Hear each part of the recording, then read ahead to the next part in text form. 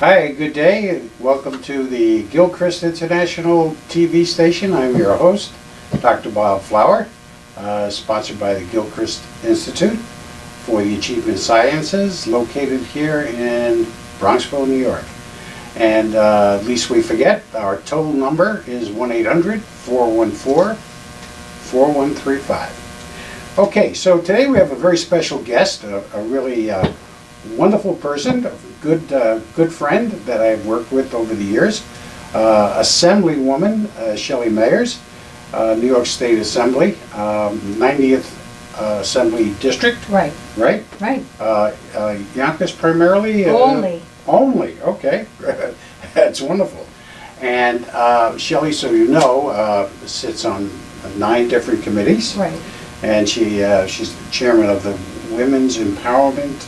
Women's Task Force, Assembly Task Force on Women's Issues.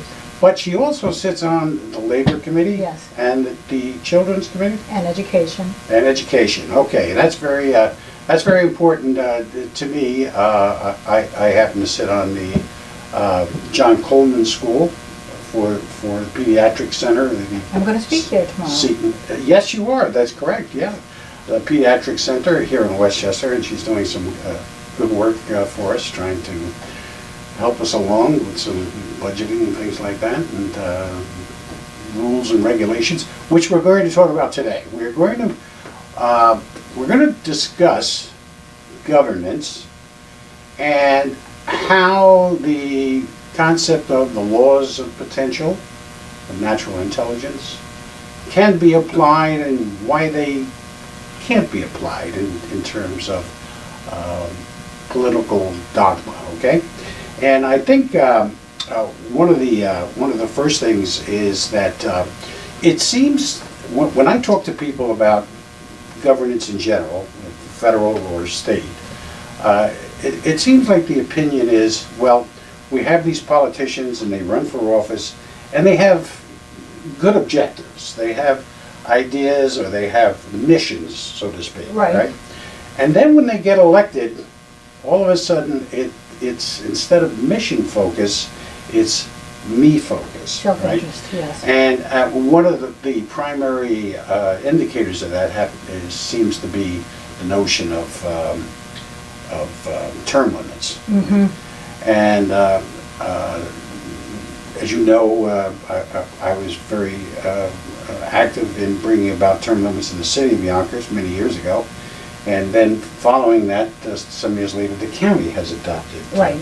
But the states in general, not just New York, are oblivious to that possibility. Well, most are hostile to it, I would say. Yeah. Okay, that's even better.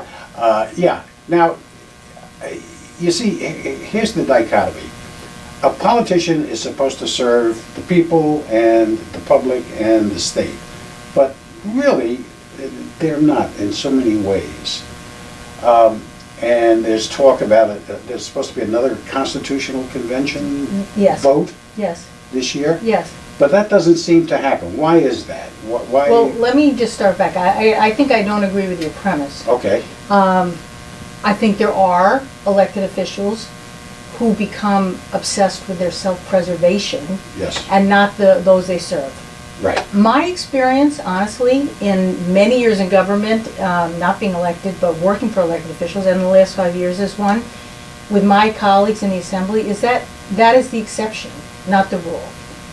The majority of them are very committed to, once elected, continuing to really serve those they're elected to serve.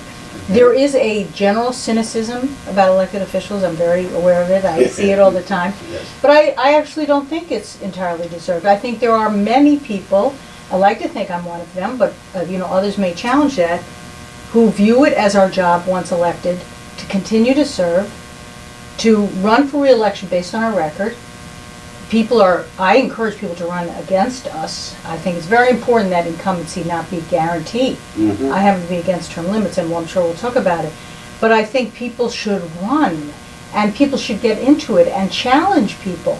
But I think this idea that most of elected officials or politicians sort of are all about themselves and not about those they serve is is not my experience. Mhm. In the New York State Assembly, which is at a fairly grassroots level of representing 137,000 people from Bedford-Stuyvesant to the northern part of New York on the Canadian border, where we sit in a room together and our conversations are all about the various and different communities we serve. And that's what we try to do.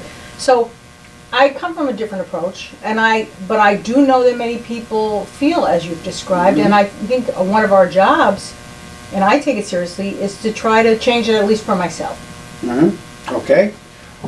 Well, given that premise, then how do you explain the fact that if this larger number of politicians are of that mindset, that there is so much resentment towards the governance, towards the results, I should say. You would think that, and we could discuss term limits, but that there are many other issues right. that they're both sides to. And I think one of the biggest factors that both sides, conservative and liberal, can agree to is that there is this overabundance of regulation, not only on the federal but on the state level, that it makes operating, for instance, a small business or even a profession today so difficult. Yes. So if we have all of these people that are dedicated, what is it that they're dedicated to that's not happening? I mean, I think you're aware there's been several studies in the past 2 years relative to the population in New York is holding about the same, but the nature of the population, the economics, is sliding. And Well, that's particularly true north of the Hudson Valley. Yeah, okay. Less so in New York City and the surrounding suburbs. But yes, older, poorer, and others are moving. I understand that. That's particularly true outside, but I think you wouldn't find that to be as true here. But it's totally dependent on an economy where people can have jobs and run businesses and feel like they have a chance. And I think that people of both parties agree that the burdens on small business and professions are too great. And we should find an easier path. And I think one of the things that we haven't mentioned is many of us, even if we're sort of partisan in our political life, Right. once we get elected, our job is to serve and work with everyone. And you have to take that seriously.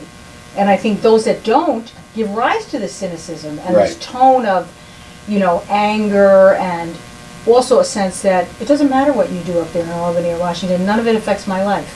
You don't pick up the garbage, you give me a ticket when I shouldn't have got one. Yeah. There's a sort of resentment factor. Yes. And I think you have to work hard at trying to dispel that. But I think, without being defensive, many of us, myself included, are very committed to trying to turn it around on a micro level. I can't turn around people being mad about Washington.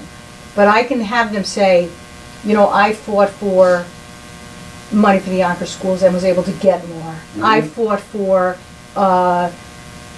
a first home buyer's credit, so that we can create a way to encourage, incentivize people to buy a home for the first time, which is great for realtors, for example. They strongly supported it. Yep. We just got that done. I was a supporter that was bipartisan. So there are things we do. Is it perfect? No. It's democracy. It's not perfect. It's messy. Right. But I think there is a sense you're talking about, but I think we have to actually show that we do something to make a difference. Well, wouldn't you? Let's address leadership. Okay? Yes. In the Assembly and in the Senate. Yes. I mean, wouldn't you agree that a lot of what goes on is really decided and directed at the top? No, I would actually not agree. Really? No, and I'll tell you why. Yes, I'd I'll like tell to you hear why. why. So here's what happens in our conference. A conference is our group of Democrats. We sit together every day, Yes. 107 of us, with our leader, one of these people who used to be 3 men in a room. Right, yeah. Okay? Yes. Every time he has the 3 men in a room meeting, he comes back. And he says, here's what we discussed. And people disagree and say, no, I'm not voting for that. Go back and tell the governor no. Go back and tell the Senate no. It is much more democratic than the perception that they sit up there and decide and then tell us what to do. Mm-hmm. That has not been my experience. And I've worked for two speakers. I mean, I was involved in the effort to force Sheldon Silver out after he was indicted. I was at the Yes. lead of that. Yeah, But this speaker that we have, Carl Hastie, is very involved in the democracy. He sits there for these 2 hours at a time, where every member is entitled to speak for 3 minutes on the subjects that we're talking about. And they are generally what he should take back to those negotiations. So it is not that the leaders decide and come and tell us what to do. Mm-hmm. That would not work these days, I just would say. Okay, so you're saying that there seems to be a change of culture.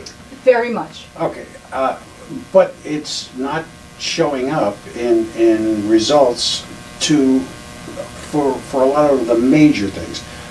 Some of the things I know that you've worked on, you managed to get some funding for the pediatric centers. Yes. And for women's forums and things like, which is great. I mean, that's fine, and that's a direction that I think that everybody wants to see.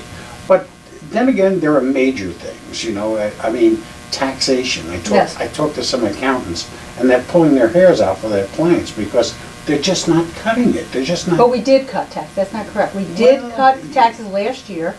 Yeah. We cut middle-class taxes in New York, Mm-hmm. the tax rate, and we have continued that. Now, the fact is that if the federal budget is cut substantially on the Medicaid side, we're going to be in a different boat. So let's put that to the side. Right, yeah. But we did cut taxes. And is it complicated? And I know accountants are pulling their hair out, but there's a perception, Doctor, that all we do sort of is increase taxes. And look, we do want to be reelected. We're very mindful. People feel taxed to the limit. Yes, that's my point. I understand. Yeah. And the fees and Yes. assessments and things of this sort. You know, I had an instance personally several years ago.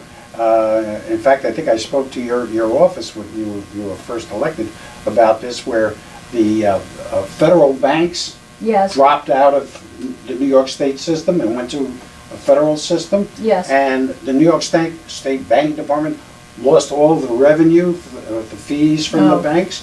And what did they do in their infinite wisdom? Well, they took the budget and they ascribed all of that expense to mortgage banks and smaller banks.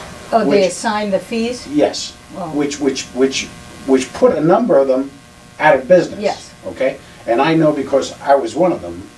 We managed to survive. My son is still a mortgage banker, but I mean, you know, it's thinking like that. It's things like that. And one of the other issues that I have is the closed culture Yes. of governance. Yes. I mean, not only on the state, Yes. the county, Yeah. the city. You go to them with an idea, with a project. And you do. Yes, and they say to you, well, where is this being done? You know, well, obviously, their concern is that, hey, this may fail, this may be a bomb, and you know, we don't want to be part of that.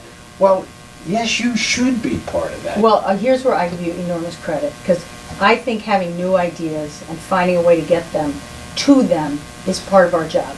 I totally agree with you about that. I think there's a reluctance to do new ideas. I think there's a fear of like, well, we always did it this way, so unless you can prove otherwise. That is not an effective way to govern or to lead. I agree with you. I give you so much credit because you have ideas. And look, you've come to me with some. Some of them I can help with, some of them I can't, I understand. But I think you have a very fair point there. There's a reluctance to embrace new ideas and for change. Change is essential in governing. Yes. And, you know, we miss the 8 ball when we're like so many steps behind. So I totally agree.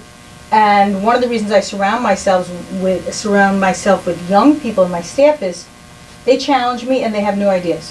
For example, they said recently, we should do more programs on financial literacy. Okay.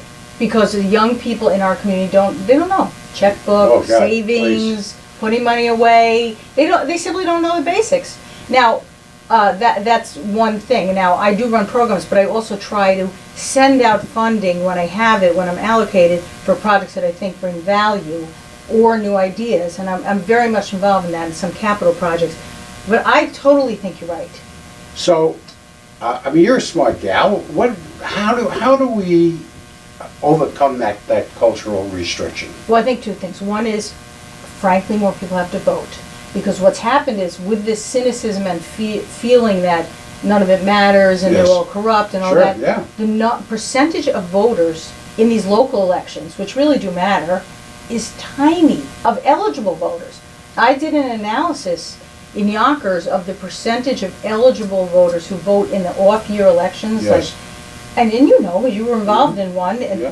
it's a very, very small percentage, and I think that's a problem. I'm very involved in the effort to get more people to participate, including disagreeing, running, so I think that's one thing. Second is, you need new people to run for office. You need new people who are going to say, you know what, no, you're wrong, you're doing it the old way. Here's a new idea, I'm going to do it my way. And we have, again in the Assembly, probably 30 new members under the age of 35 Okay. who have a new approach and are not wedded to some of this, oh, we've always done it this way. They don't really care. Well, that brings up another factor, and that is being able to run for office. It's I hard. mean, what you have to go through in New York. I mean, I think I'd rather go through Dante's Inferno. Well, you did well. Yeah, but I had the resources. I know. How about somebody who doesn't have the resources? I totally agree Who with you. doesn't have the experience and Shouldn't the they be contacts? encouraged?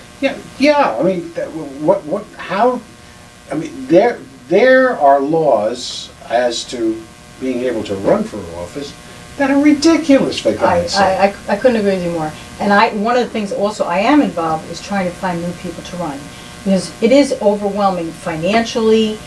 You know, what if you have to give up your other job in order to do it? And then Right. what kind of income do you have then? You have to follow all these complicated rules, which is easy to mess up.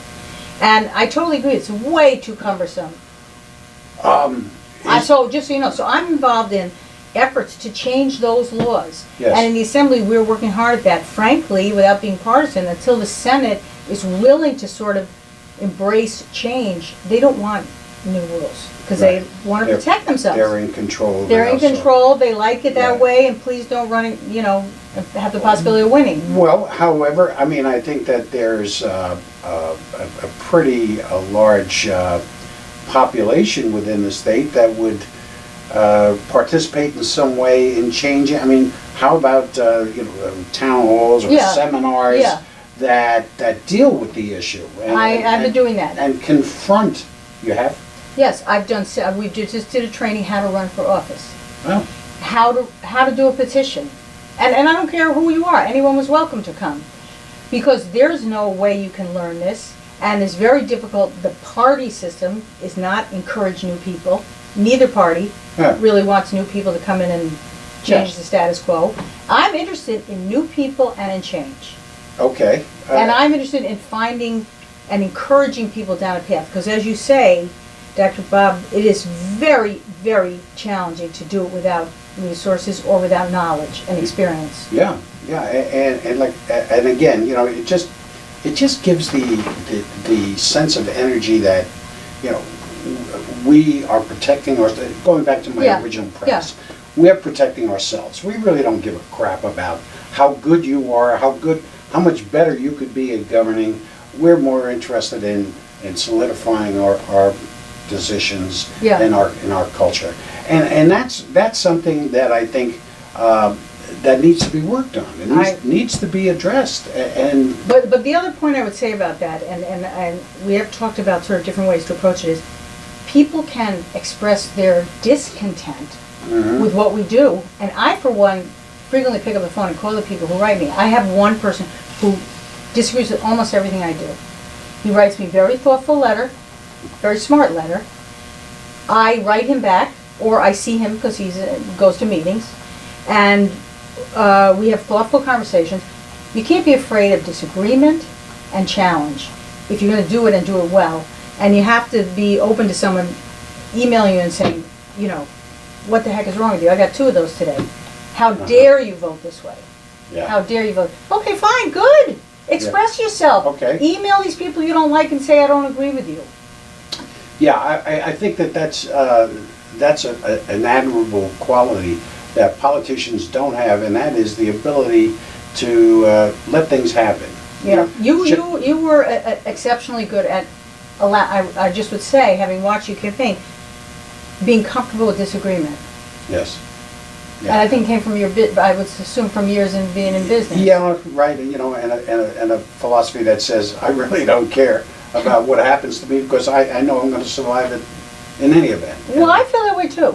I'm not worried. Yes, you If seem to be. if I lose, you know, there's a whole big There's world out there. a lot of other things to be done. My world will not live and die by being in the New York State Assembly. Yeah, yeah, and I think that that's becoming a very popular mindset in the nation. I think, and not to get into the presidency, but I think that that's how Trump won. You know, he gave that Yes. aura of, you know, hey, here I am. I don't give a shit what you Yes, say. yeah. I don't care how you approach. This is what I say, and that's it. I think Take it or people leave did it. like that tone. I Yes. always said that tone appealed to people. They wanted that voice.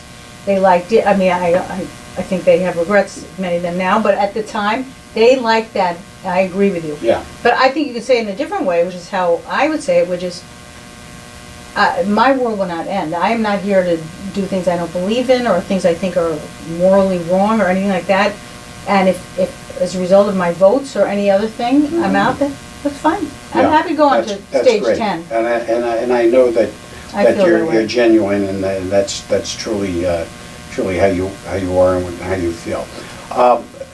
Relative to this, Yeah. let me just tell you a few things that the Gilchrist Institute is engaged in. We have 3 programs, 2 of which I think would be of interest to you and to the audience. Number 1 is we started a program with our first show actually was with a black entrepreneur from Yonkers by the name of Ray Simmons. Mm-hmm. And what we're doing is we have a program which we call Yes I Can. And the Yes I Can program takes veterans and inmates Mm-hmm.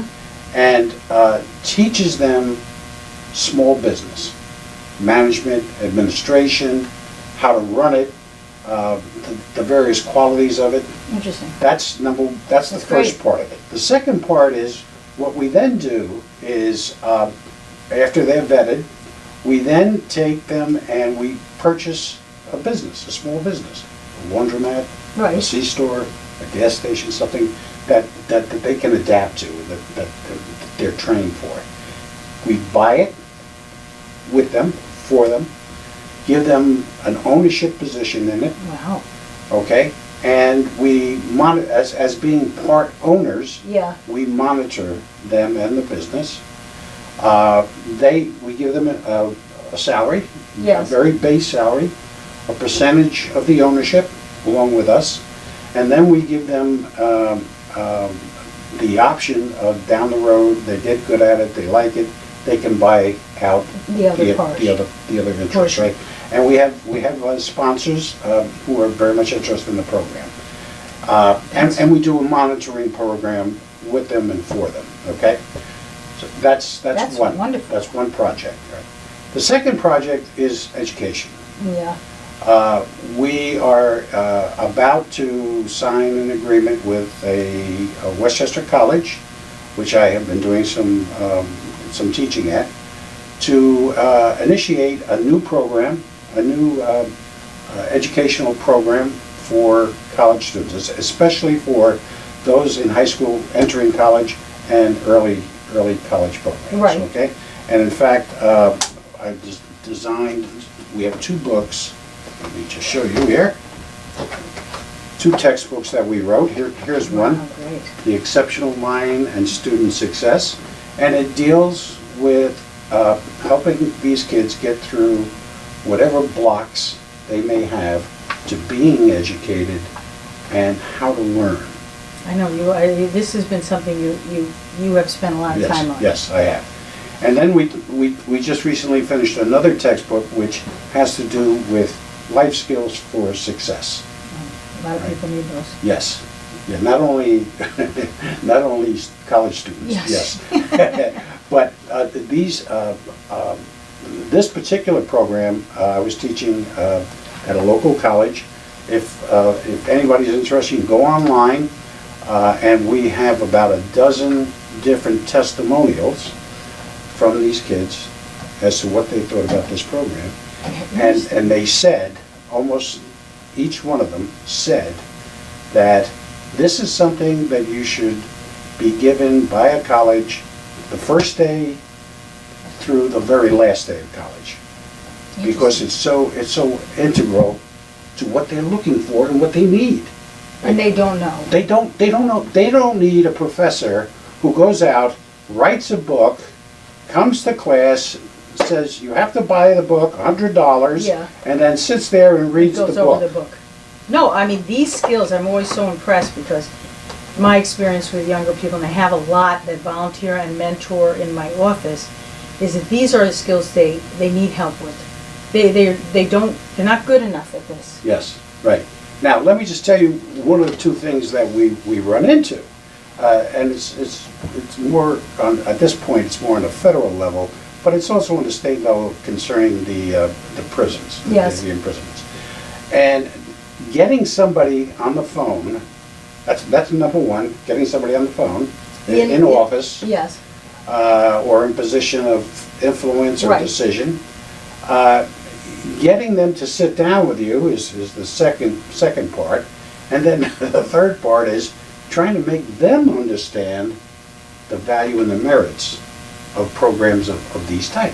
Like for instance with the prison population. Yes. Right.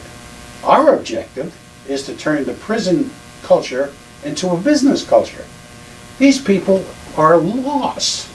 They are they don't know, they come out, and I'm dealing with one of them right now.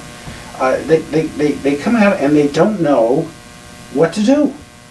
They don't know where to go. How to start. And when they do, they Yeah. don't know how to do it. Yes. They don't have somebody who will show them. Now, let me tell you, so it's absolutely clear to everybody. There is a profit motive to this. We have a nonprofit corporation, but the nonprofit corporation makes money on these businesses. We hope to make money on the businesses, right? So it's a win for us. It's a win for the veterans or for the inmates, because they're getting not only direction, but they're making money, and they can hopefully attain and enjoy an entrepreneur's life. Be a Yeah. gentleman or a gentlewoman. So in the one that deals with prisons, how is there a financial interest for? How does the financial interest for them work? Well, when they get out, Yes. and we do the same thing with them that we do with the veterans. I got you. We find a business that's appropriate. Give them entree. Give them entree, give them a salary, give them a piece of the action, and monitor them. And quite frankly, if they don't shape up, you're out. There's plenty of people that want to come in. Right. So, but there's a lot of restriction. Yes. Non-involvement from agencies. Yes. This is to this point you raised before. Shelley, that's terrible, Shelley. I mean, that's what's killing us. It's not that there's greedy people, because there's a way to be, quote, greedy and still help people. No, it's not about that, in my opinion. It's about what you said earlier. Reluctance to do something new, Yes, fear of sort of changing the dynamic, the way we've done it, yes, and you have something new, and you could say, you know what, let's try it. Try it with 20 people. Let's see how it works. yes, The world won't end. right. It'd be a right. great opportunity for them. Yes, and the college program, Yes. we've agreed on what to do and how to do it, and one of the administrators who is working with us in implementing a program that's going to happen this September is already looking forward to presenting the package to other colleges. Yeah, yes. Because that's how much they believe in it, and they see the absolute merits of it. So these are things that people like you, the governor, whoever, could help. Yes. They don't have to go out and make a big speech and give us a lot of money. No. We don't need their goddamn money. What we need is, let us do the job. Yes. Give us entree. But here's what I would say honestly, and then you and I think, have had this conversation. The agencies in New York State are very tightly controlled by the governor and not by the legislature. Okay. It's very unfortunate, in my opinion. I'm not a fan of it. Yes. I think in prior governors, there was much more of an interplay between the legislature and the agency, such that I could call up and say, here's a great idea, Mr. Commissioner, and I've done that, I've tried that. Here's a great idea, why don't you just do this, or think about this. That doesn't exist anymore. They're very much under tighter control by the governor's staff and the way the governor wants to do it, and he views them sort of as working for him, and we have much less ability to influence their decision-making to the point that you're raising. So where are all of these majority of other elected officials? Yes. Where are they working against, not against the governor, Well, but to There, we try- try. When you said the 3 men in a room, so Yeah. when, for example, Department of Transportation, Okay, we want to be able to influence their decision-making, where they're going to do road improvements. And traditionally, we've been excluded from that. So Okay. we tell our speaker, no, go back and say, their choices have to be vetted with us, or they have to be made in cooperation with elected officials. So we're very much engaged, and including, I'm not in the middle of the issues of prisons, because I'm not on that committee. right. But those of my colleagues who are, fight to get, first was not only to get access, but to get influence within the prison system. So we are, we're engaged, it's not a simple answer. We're engaged in a struggle, a power struggle, to get more influence with the agencies. And I certainly am involved with it in housing, in DEC, Department of Transportation, Economic Development, Department of Labor, all of them. I try to get ideas to them.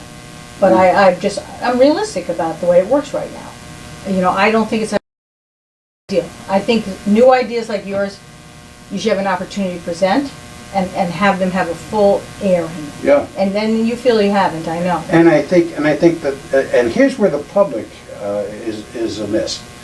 I think that they should not be as critical on either side, either way, of elected officials who do try. Well, I feel that way, but you know what, you're in the business and you're subject to criticism, but I think the point is we are in sort of the constant battle to improve it and to change it. The governor is elected governor. He has an unbelievable amount of control over agencies. I think it's unfortunate, and I think we should chip away at that. Yeah. And I'm in the chip away camp. But how did he get to that point, Shelley? Well, that's a matter of state law, that under changes that the courts have made, the governor has greater power than the legislature over certain policy things. He can put them in the budget, for example, and there's nothing we can do about it. So there are aspects of state law that empower the governor more than I think is appropriate, and I try to fight back about them when I can. And I think they are a source of frustration, not only for me and my colleagues, but like for people like you who have ideas. Yes. But sometimes the governor makes really excellent appointments and the person is open-minded. We had a terrific meeting this week with the Higher Education Service Corporation, which is running the new Excelsior Scholarship Program. And the person came and was very much, to your point, how do we find solutions? That's the approach you want state people to have. Yes, yeah. And then open their phones and their doors Yes. to the answers. I'm with you. And I'm with you. it's like there's a certain city in this state that they say, well, we have this issue, we have that issue, and we're going to resolve it, and we're going to create a think tank. Great. The think tank is all of the elected and appointed officials, not one person from outside. Well, that's ridiculous. Well, yeah, but that's reality. That's what's going on. Yeah, well, then That's maybe- exactly, but you I get my point. Oh, Totally. we're open, but. No, but not really. No. That's why I say, you should be open to people who disagree. Disagreement, new ideas, these are the way we improve. Yes. And a think tank with the same 10 people who made the original decisions that we don't like Right. does not qualify as a think tank. Yeah, exactly. So, I think it behooves elected officials, in this case on the state level, to address issues like this, address openness, Yeah. address creativity, different ways of looking at things, such Yeah. as what you mentioned. I mean, I'd love to meet somebody like that, especially somebody who has a little power in office, who is capable. He was very capable. I don't know how much power he had, but he was extremely capable and open. Okay, so he has a voice, and he has a position. He has a right? voice. So that's a person that we need to help. Yeah, Excuse no, me. agreed. To engage with, to interact, and to try and help each other to accomplish what, for instance, this institute is all about, and that is achieving potential. And No, I agree. I agree. The one thing I would say is, I'm very rooted in the reality of the world that we work in as elected officials, and most of those people are limited in authority to do new things. Many of them wish they could, and then they're not sort of authorized. Yes. And I have to be honest, that's the world I'm in, and I can't force them to take a new idea or do something new. You can bring something to them. Yes.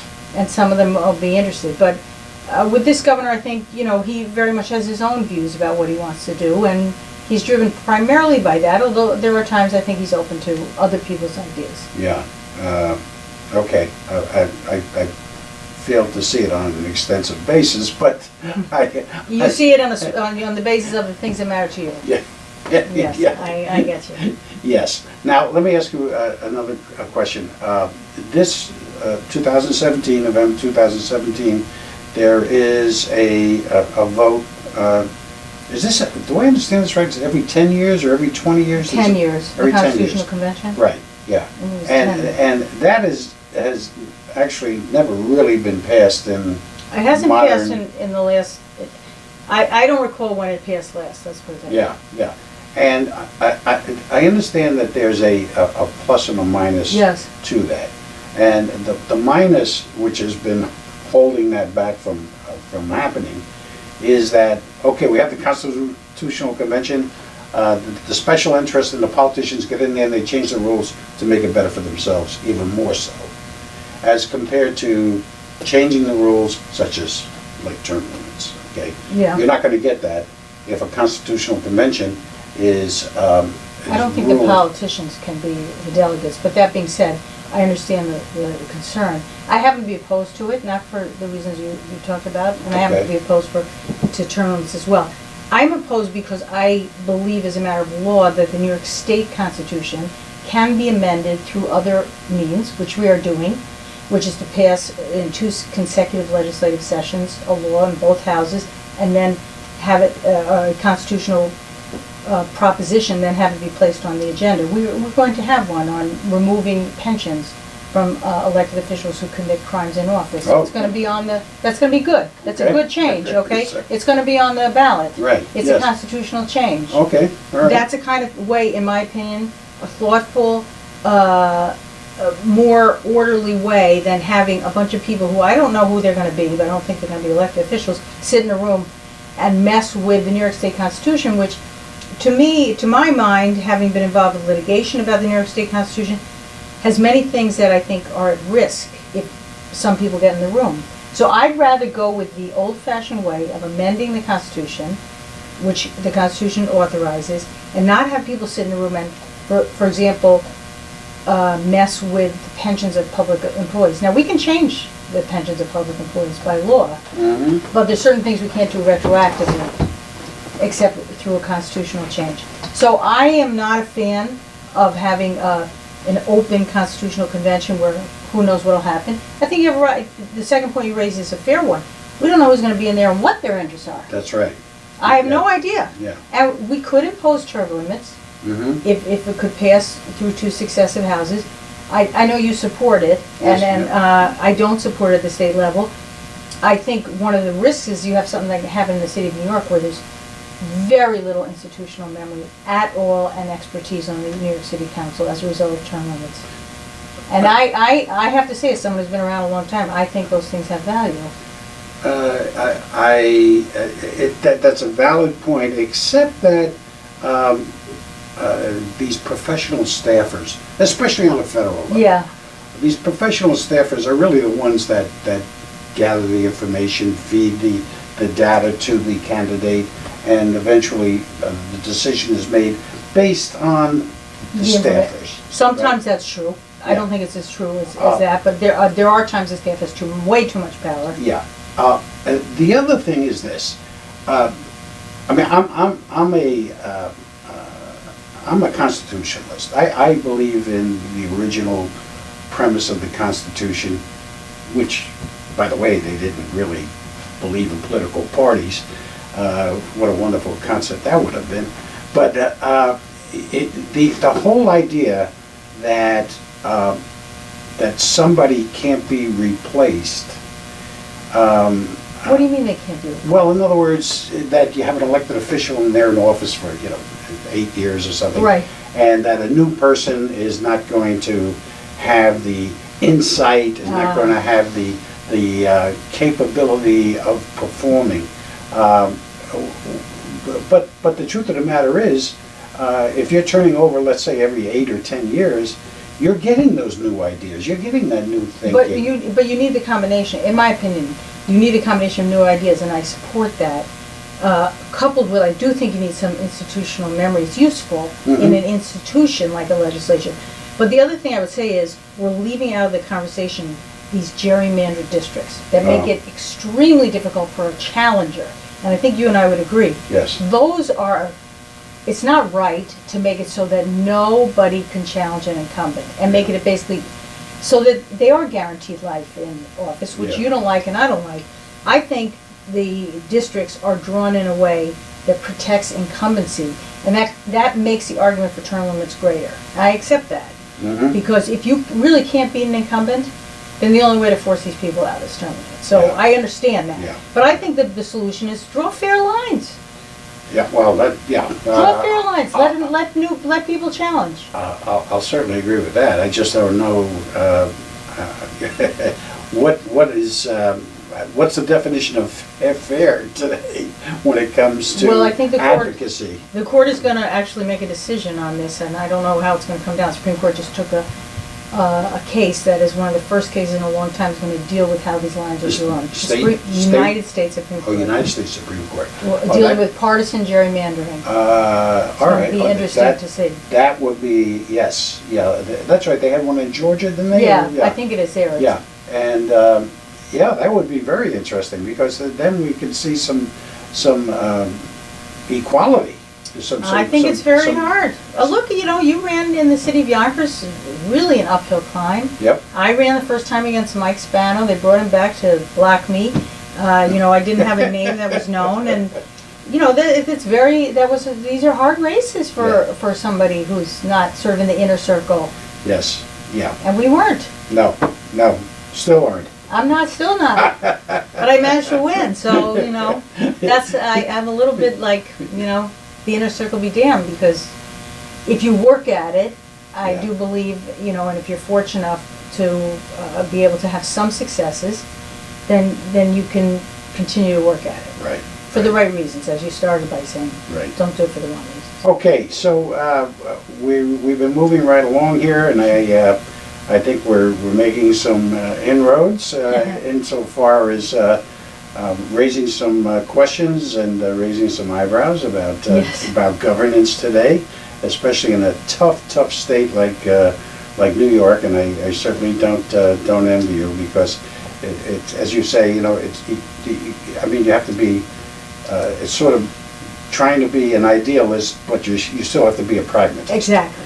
And that's a very difficult tightrope to walk for anybody. And however, I will still say that the people get what they ask for, and they get a lot of bad representation and bad governance because they don't, as you say, they don't participate, or they are such devout, extreme advocates on both sides that we get this crummy legislation that really doesn't work.